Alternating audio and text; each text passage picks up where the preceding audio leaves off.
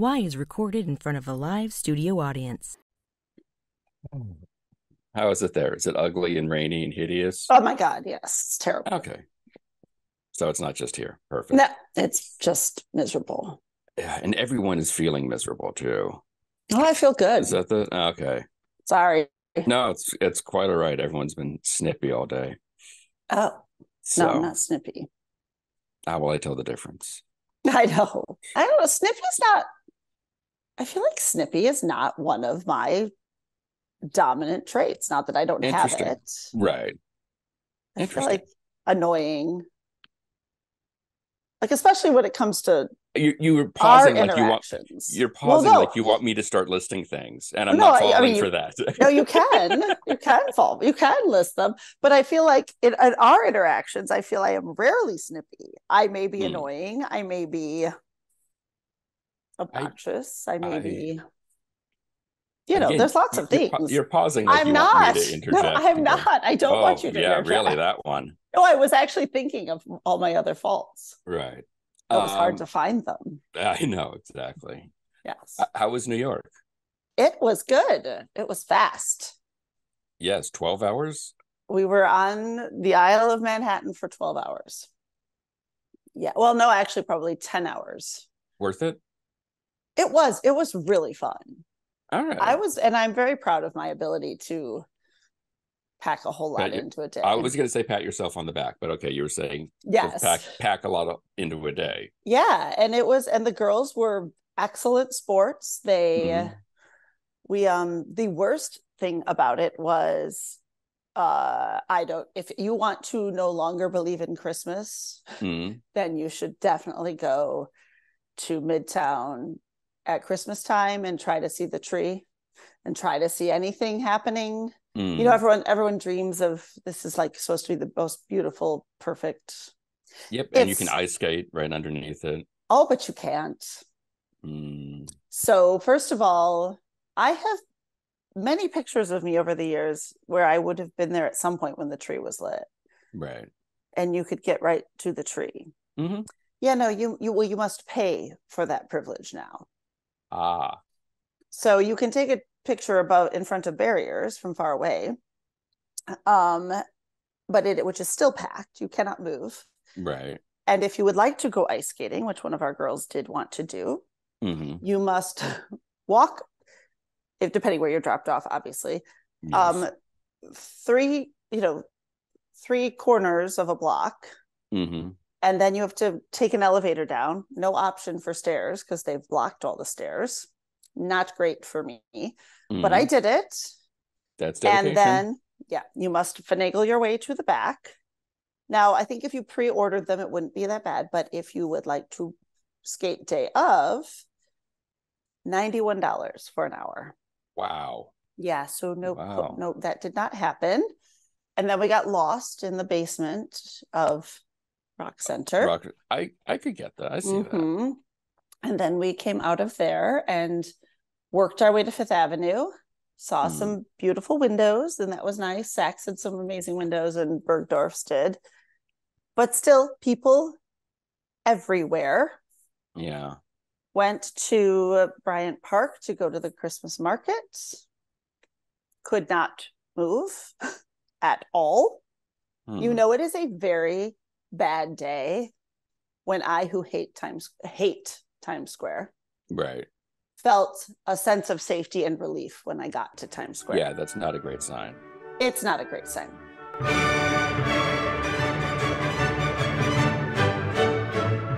This is Why, with your hosts, Heidi Hedquist and Luke Poling.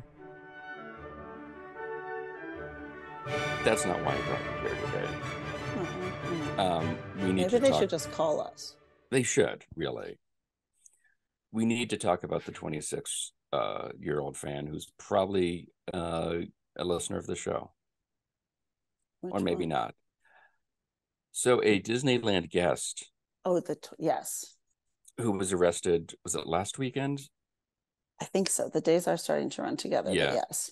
Okay, this is the AP line, and I'm just going to read the first sentence because it's amazing. Dateline, Anaheim, California. Disneyland guest was arrested Sunday afternoon after removing his pants while writing It's a Small World, Anaheim police told the Daily Desk Monday. Now, any other questions? Right. So apparently, have you seen the video? No, there's video. I'm the one who sent the story, and I haven't seen the video. So there's video of, like, he had already gotten off the ride, and you know that water is like a foot deep. Yes. Oh, and disgusting. Yes. But they showed him. There was video of him like in the India section, kind of walking, climbing up the giant reflecting pool in front of the Taj Mahal. Yes. And he turns around and sits in there, and he's clothed at this point. See, I would that would be where you'd want to be naked. You would think, but you don't want to offend anybody. There's a lot, Who, the snake charmer? Like, well, no, I mean in front of a religious icon such as that. Well, true. Is it a religious icon or is it a? Is it? Well, an iconic, because it was built for like.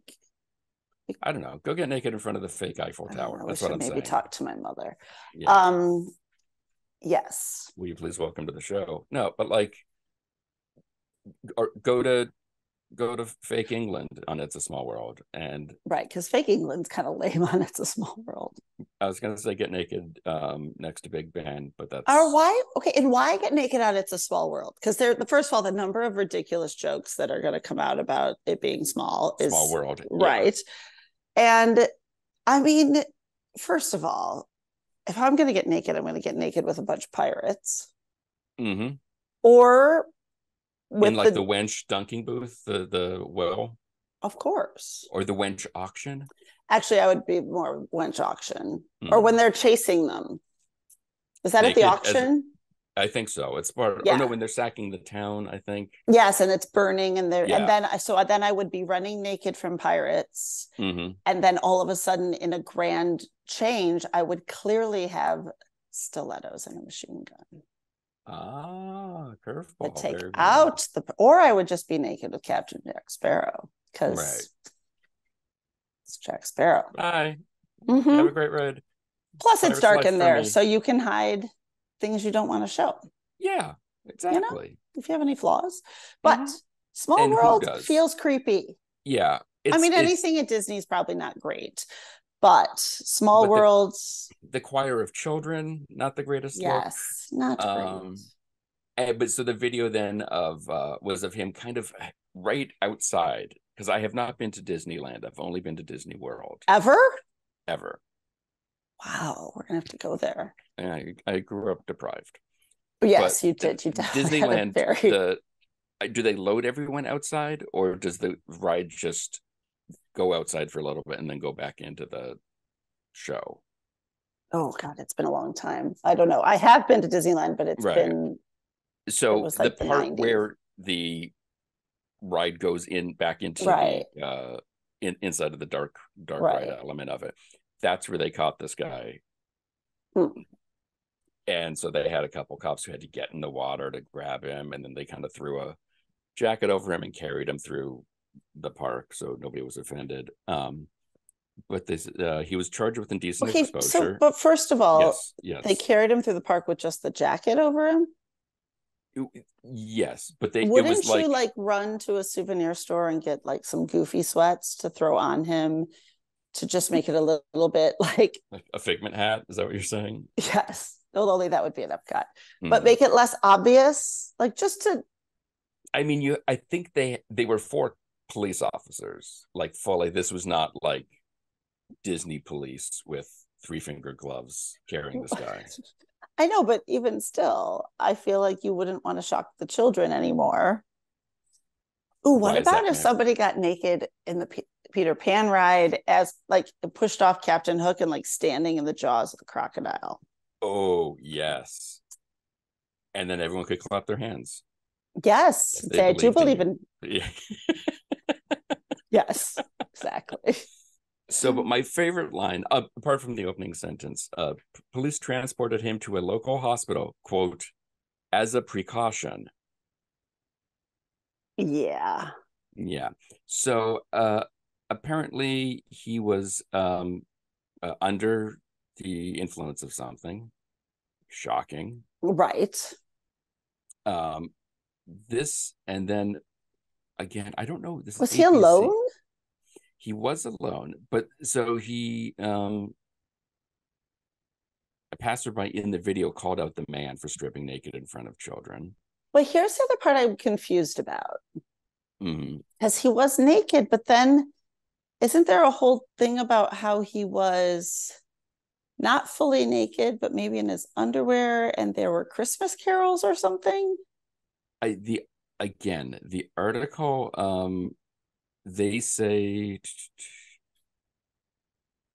after some weird quoting of online speculation, which is like, why go to that dump? I know, this is very confusing. Were the reporters on something too? They might have been. The final sentence says Disney theme parks require all patrons to wear, quote, proper attire, including shoes and shirts at all times. Clearly. And then caps everything off with, earlier this year, a former Disney World employee was charged with shooting upskirt videos of a female customer. Okay, now you're just making it gross. Right. I mean, not saying you should be naked in front of children. That is not, right. But I feel that is worse. That's a whole nother. You're kind of comparing apples and oranges, no pun intended. Correct. Yeah, there was no evidence of anything untoward about him being naked at It's a Small World. Just wanted to take his clothes off at It's a Small World. Wanted to be naked at It's a Small World. Hang out at the Taj Mahal. Yeah, I mean, again, there are other rides I think it'd be better, you know? I know, I think so too. But maybe, I don't know. Like, I mean, Journey Through the Imagination probably would have been a good choice. It would be, or you don't want to do any of the log flume Space Mountain type things. You got to go dark. Well, because Space Mountain, no one's gonna. Well, actually, Space Mountain, would be naughty because no one would be able to see you. To be kind of like you get away with it there, right? Yeah, the Wedway People Mover. Like, come on. I mean, what about the Matterhorn? Oh, there's that. There's I guess if you got naked at the Carousel of Progress, it'd only be me in there. It would just be you. I get that. I mean, we haven't even talked Haunted Mansion. I know. But I mean, the graveyard. Yeah. Like, come on, just popping up. Yeah. Be amazing. What I love about the Carousel of Tomorrow is like, are people going to be misogynist in the future? The ride that says, yes, they are. Yes, they are. Yes. Are women still going to be told they need to be making dinner? Yes, they will. So they knew. Yep. And Dad's going to be the lovable oaf who can't do anything right. And he can't fix the dog robot thing. And it's going to be great. As with all, So what's our takeaway from this? I think it is, if you go to Disneyland or any Disney property. Right. And you want to get naked, keep it to a dark ride. Correct. And perhaps, here's my little pun, or my little shout out for our show, perhaps listen to our episode from our friend who wrote the books on all the places to get naked and have a little romp. Yes. At Disney parks, which are much more fun than It's a Small World, although It's a Small World might be in there somewhere, but still. Right. No, you say have a little romp. I was going to say have intercourse because that sounds so much more enjoyable. Well, because you hang out at the Carousel of Progress and I hang out at the Haunted Mansion. Exactly. And with the pirates. So this tracks. Yes. But there's so many other, you got to do dark ride, like for the reasons we've said. Yes. I think Tiki Room would be good. I mean, the light comes up and suddenly you're just on one of those perches, just. Yes. As a jaybird. Of course. Singing along. You've been waiting all week to say that. I haven't, but now that I said it, I want to like walk around the house and just start. I mean, that kind of like fixes the fact that you just said the word intercourse.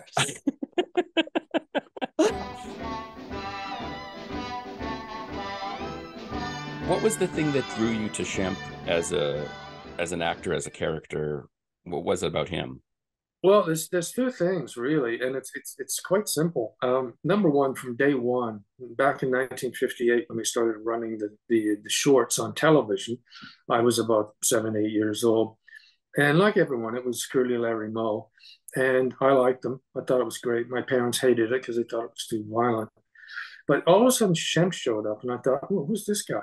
Like a lot of people were reacting rather negatively, which I didn't understand. And I thought, more choice for me in the world is all the better. And I thought, I like this guy.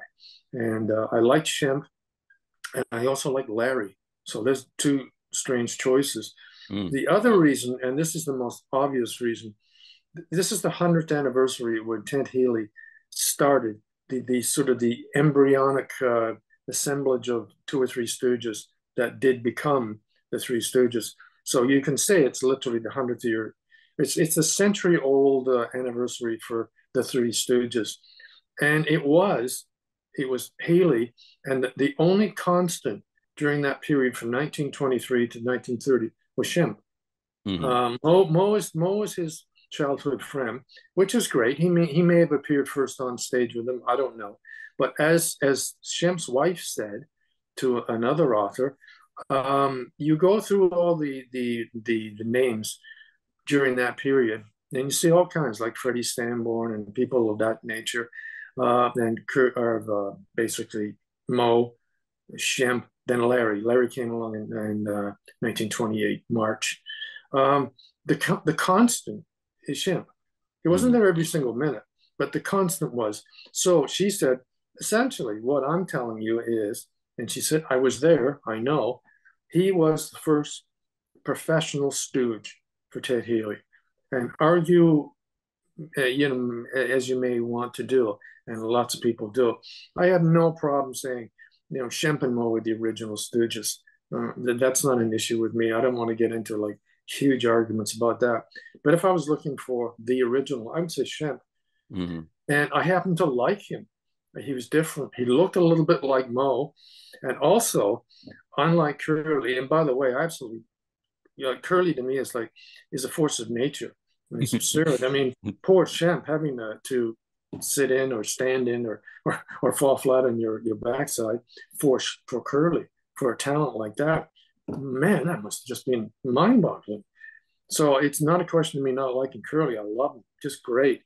But Shemp, there was something just different about him because he wasn't the man-child that Curly was. If Mo was going to slap or poke him in the eyes, then even if he didn't get to actually hit Mo, he'd certainly raise his fist up and say, why you? Sort of almost like a Mo. And I liked it. And then all of a sudden, I just got to see, as the cable industry, the TV industry started to evolve, and networks like TCM would come along, which is the major one for me. I thought, I'd watch a movie and say, what's this? What's Shemp Howard doing in this film? This is the major film.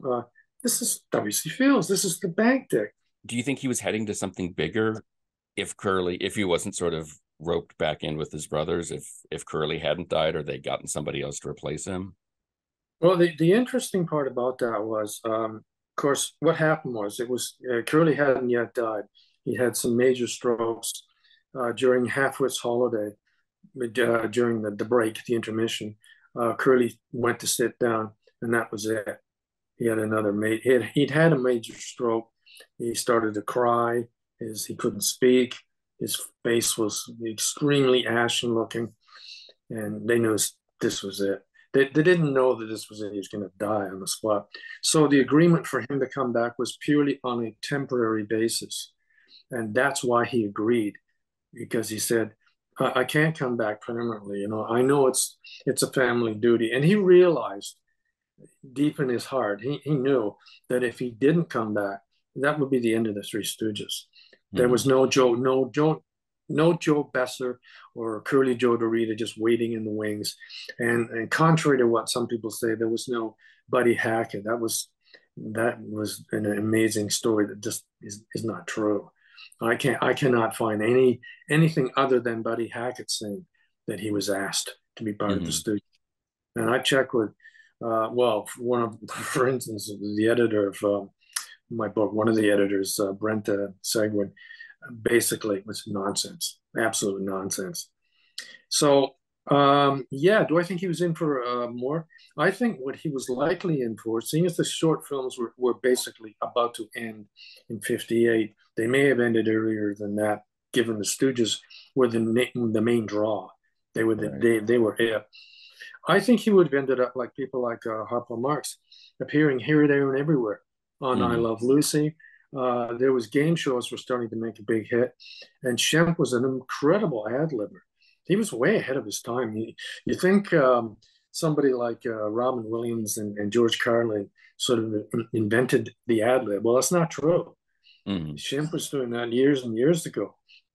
So whether he was destined for bigger things, and had he not himself died when he was only 60, I would say he would have a comfortable living because he Mm-hmm. was very well respected.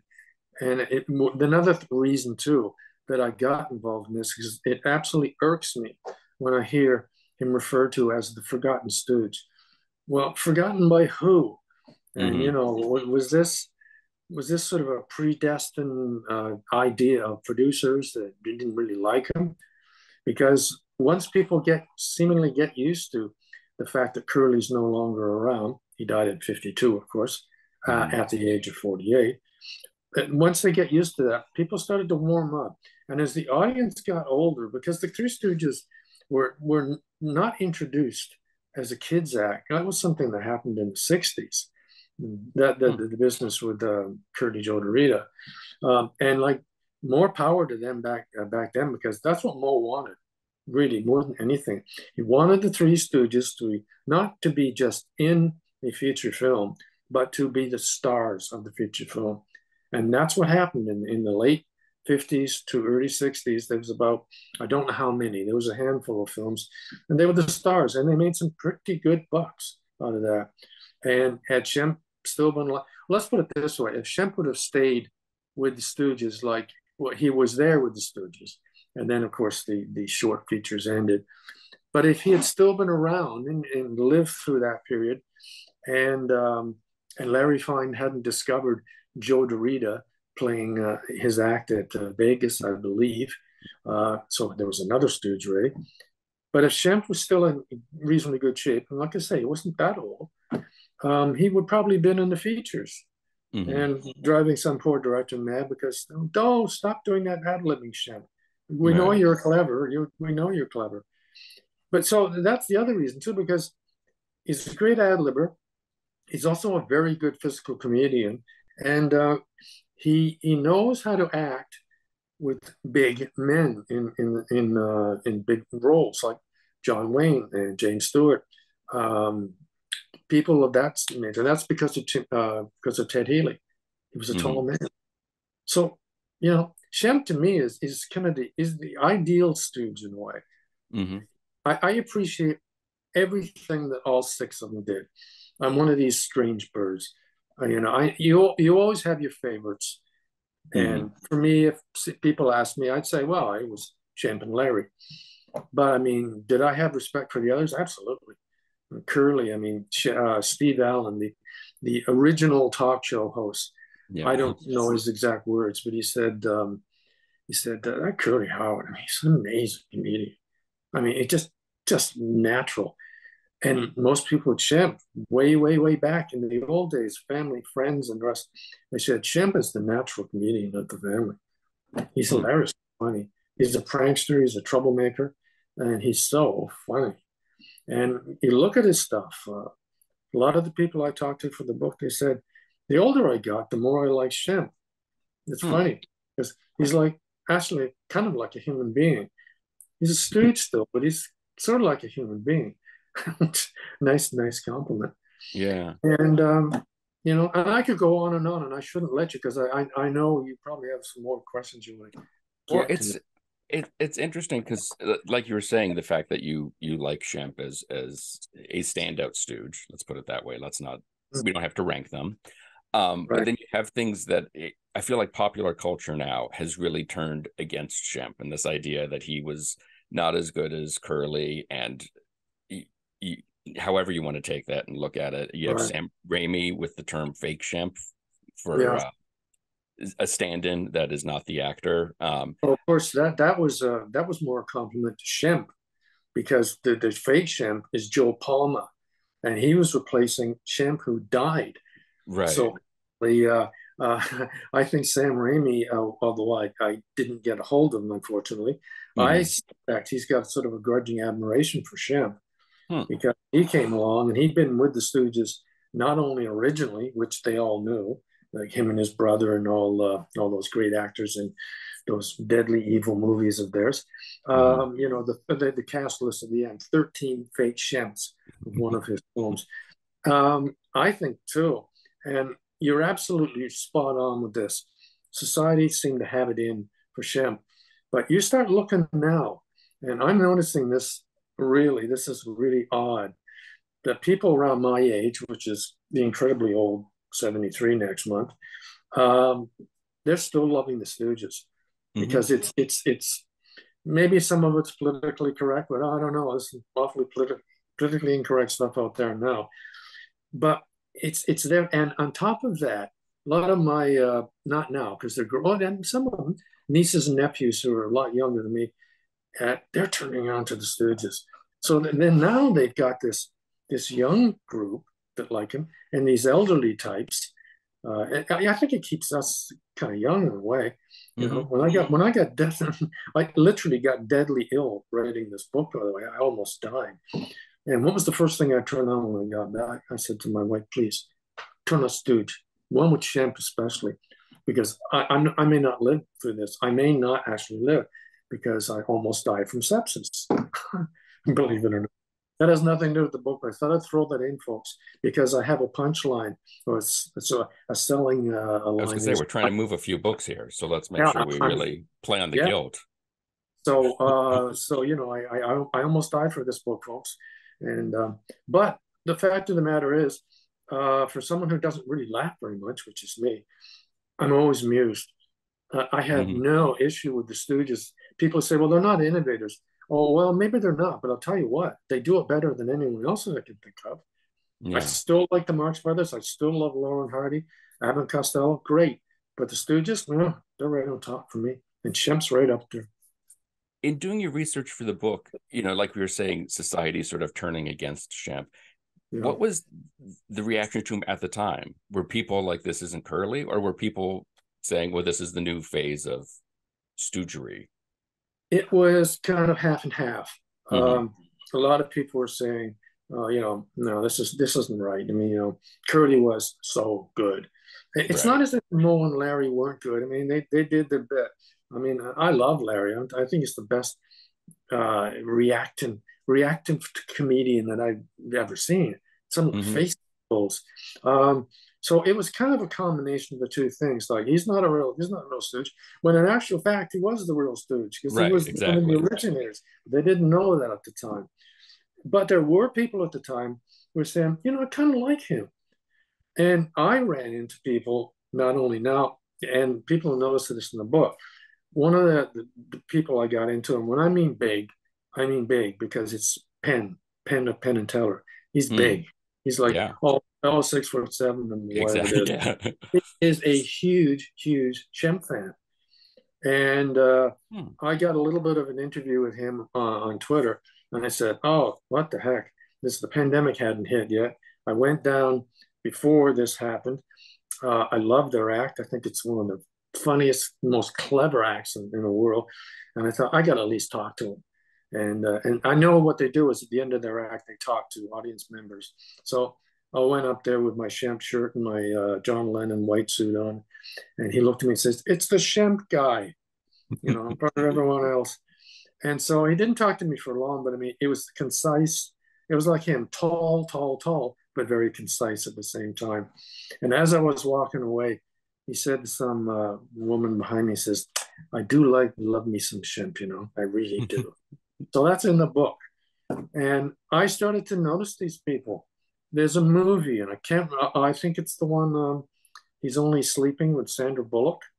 Yes, While You're Sleeping. Yeah. And Jack West, and they said something to the effect like, when this guy comes through, he's going to love the Stooges, and, you know, and his favorite Stooge is Curly. And so Sandra Bullock says, "Well, isn't everyone's favorite Curly?" Jack West in the back goes, well, I kind of like Shemp, to tell you the truth. So that's in the book. Mm-hmm. And I just all of a sudden came across these strange little observations that were, like you said, the book was turning in the early days. It was never Shemp, always Curly, but things have started to drift the other not against Curly. Mm-hmm. Let me say that. Let me, and to all you Curly fans, and also to all you relatives of Curly's, like Curly's grandson, absolutely love him. I think he was a genius, and I think it was one of the saddest things I've ever seen. That, you know, and what killed him essentially, and all the rest. Right. But having said that, Shemp is coming into his own. I consider him the Renaissance Shemp, if you know it. Yeah, the Stoogery, yes, definitely. I, it's so. Was it fun writing this book? Near It death was. experience aside. Yeah, well, aside from the fact that I was in the hospital more than I was actually writing the book, Right. I could have done it a lot sooner. It was an absolute blast. I loved it. I got to go to Los Angeles. I interviewed Jill. She's the first grandson. I talked to the mom. The daughter-in-law of Shemps, so the original. Talked Mm-hmm. to her on the phone, and Sandy, who's the other granddaughter. We've been communicating back and forth. So love them. The fact that they've got their books now, you know, and it took 18 days to come across the border for them to get it. So I'm not going to blame your postal system. I'll blame the No, you own blame could. anyway. But anyway, they've got it. I'm really happy. I got to meet them. I interviewed Gilbert Gottfried about Oh, 6 months before he died. wow. And it was the most fun I've had with an interview ever. Pendulay, like I said, who this others. Oh, Shecky Green, Mm, 97 years old. He remembered Shemp from the days. He was there. wow. He was at Shemp's house. When I interviewed him, he was probably in his, we would say, early 90s, maybe 92, 93. Oh, that's I it. believe he's 97 now. He's still Right. alive. Yeah. And it was, oh my God, what a wonderful. It was like the original Jewish comedian kind of interview he did. And then Yeah. when he found out my family name, in fact, it's not Dale, it's Blumenthal. Oh, that was it. You know, out came the Jewish jokes, and I was part of the shtick. It was fun. If that's a terribly long answer to a nice, concise question of yours. It was fun. That's, but I feel like you almost have to have fun writing a book like this. Like if you're not enjoying it, then who's going to read it and enjoy it? Yeah. Especially when you're dealing with someone who so many people, I don't want to say, I don't know, admire is the right word, or just It there's is. Yeah. like you're saying something about the Stooges that just is timeless, and it's so Yeah. interesting that so many other vaudeville acts never made the leap to film, and if they made the leap to film, the films Yeah. aren't preserved and aren't around, and like you said, even all the films that Shemp was in may not have been all preserved or recorded, and just that like kind of all the balls having to fall in the right place where these films remain, the fact that there are Stooge marathons, it Yes. just sort of seems like uh, it's so miraculous that it has continued all this time, and that there's something about these, you know, six guys, let's say, that really resonate with people, and that they find, you know, to me, the Stooges always felt like a warm bath of just like, okay, I can relax. This is nice. This is pleasant. As much as eye poking and, you know, running in circles on the floor can be nice, and but you know what I mean? Where you're just like, I mean, the perfect example, coming home from the hospital and being like, let's put on the Stooges. This will be fun. Yeah. It is. I, You know, one of the things too. Again, I'm not trying to sound like I'm holier than thou, because I'm really not. One of the goals I hope for, and this is not just to sell more books, I really wanted to see if I could stress to people who are not necessarily Stooge fans. And as I said to my publisher, there are, I believe, such creatures alive that are not Stooge fans. However, to that minority group or whatever it is, I want you to pick up the book, because there's a reason I said more than a Stooge, because he is. And even if you don't like the Stooges, or sort of mild on their type of humor, I think you might have some respect for him, you know? And, it's funny, like I come from this weird generation. I mean, I was raised on the Beatles and that sort of thing, but also raised on a lot of the stuff from the last generation. Like, who liked the Three Stooges? Who did you make? Frank Sinatra. He had him on his New Year's show back in 1951, and it was Shemp, Larry, and Moe. And apparently, according to friends of Sinatra, oh, he loved him. He loved slapstick. I think he wished he could have gotten in there and got a few slaps himself. But oh, he did. Yeah, oh, I'm sure. It's but, not on camera. Yeah. Yeah, off camera. Yeah. Here for a minute, Shemp. Boom. Yeah. And apparently, that's another thing, by the way. We're not sure if this is actually true, but legend has it that the eye poke was, in fact, the result of playing cards, that Shemp and Larry were playing cards. And for some reason, Shemp was very serious about cards. And he thought there was a little sleight of hand, maybe under the table, done by Larry. And so apparently he went poink in his eyes. And that really hurt. That wasn't like a fake one. And apparently the story goes that Moe was sitting there going, I like that. And he wrote it down in his book, which he had handy by his side. So that became part of the act. So so much of that vaudeville era and even the 1 and 2 reeler films, I don't like how much ephemera remains for you to go through and to research for this book, because it seems like you would have to do a lot of digging. This is not a Wikipedia entry type project you're undertaking. And that's another real issue. And once again, not putting in a plug for one of my editors, but Brent was a really huge help, because I consider myself, having been a journalist that long, I always think of myself actually as a better researcher than I do a writer. And you can decide, folks, go out and buy the book and figure out whether I am or not. But the point is, the research is out there, but there's an awful lot of stuff on the internet, especially, which is bogus. Some of it's half truth, some of it's no truth at all, some of it's absolute nonsense. Like that Ted Healy was this monster that used to threaten to blow buildings up or do bodily harm to the three of them. It didn't happen. I mean, and I did my homework. And, thanks to Brent, I did my triple homework sometimes, then come back to him and say, yeah, you were right on that. Boy, I'm glad I didn't put that in the book. So sometimes when I actually would put something was a rumor, I'd allude to that being a rumor just for the sake of putting it in the book, not for people to say, oh, yeah, I heard that. But it's not true, but that's what you're led to believe. So, yeah, I mean, I could have spent even more time, but as it were, I had spent more time for other reasons. Right. But always fun. And the research, it's just, when you get it, and you look at it and you say, oh my God, Shemp's in a Charlie Chan film. He's in a Thin Man film. Yeah, I saw that. It's unbelievable. And he's in unbilled roles, which are so funny. You think that towards the end, maybe that the production crews later on in the years would just add them to the list, because all kinds of, like Vernon Dent was in a lot of uncredited roles. And, I mean, how can you? Vernon Dent's brilliant. Yeah. Also, very, very close friend of both Shemp and Moe's. Very close to Shemp. Very, very close. Loved him. Big nemesis on the film, but off the camera, really loved him.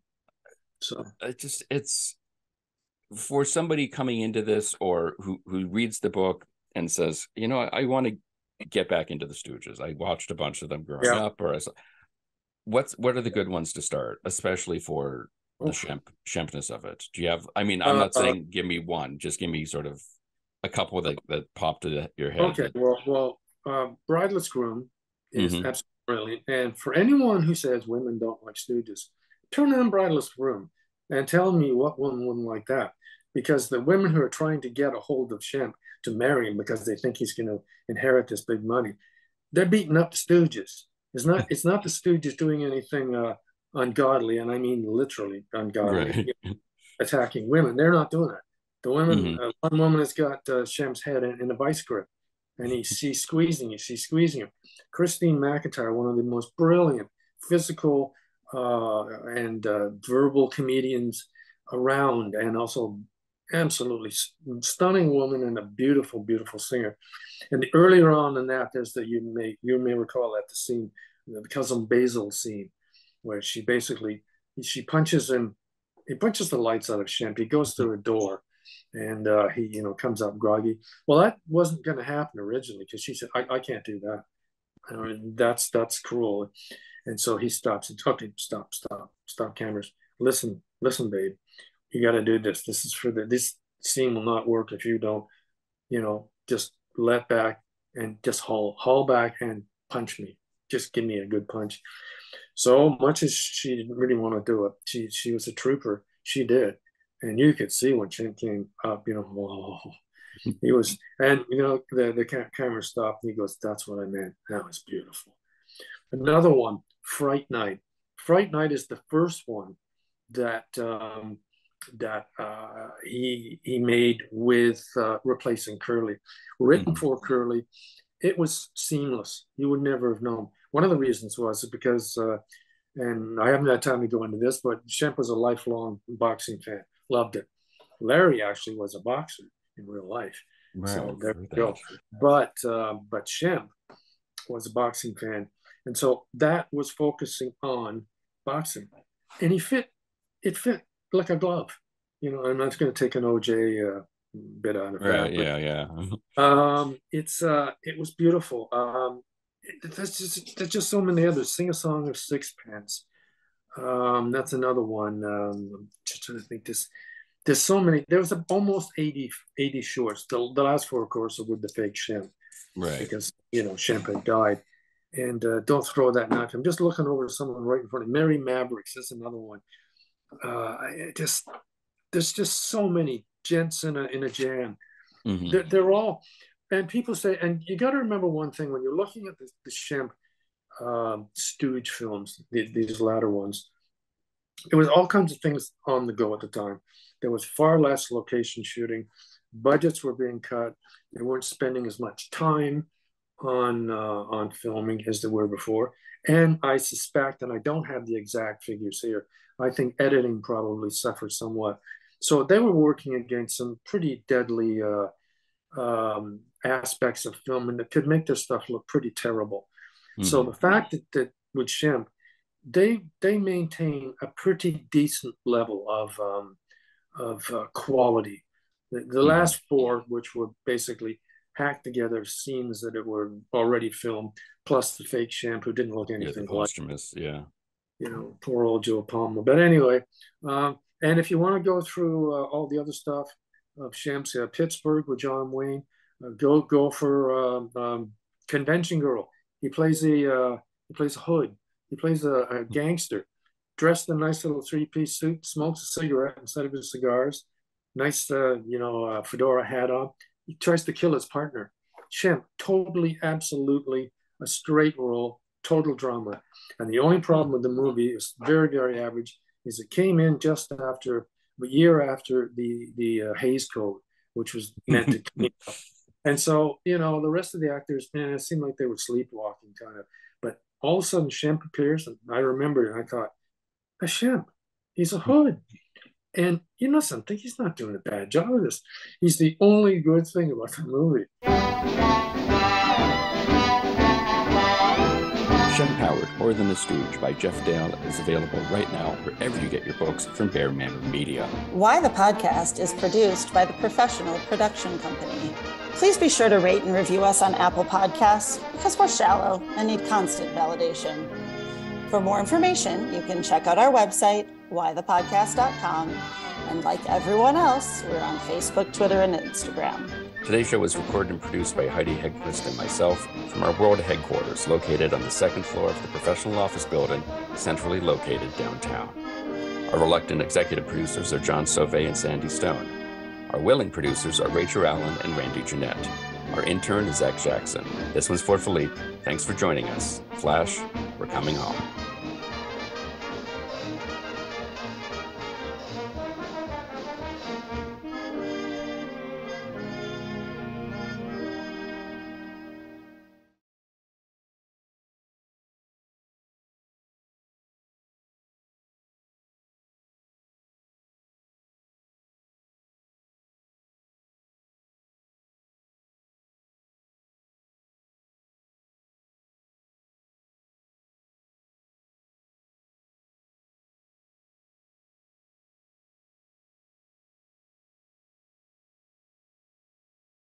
Nigel, is that you? Are you here, Nigel?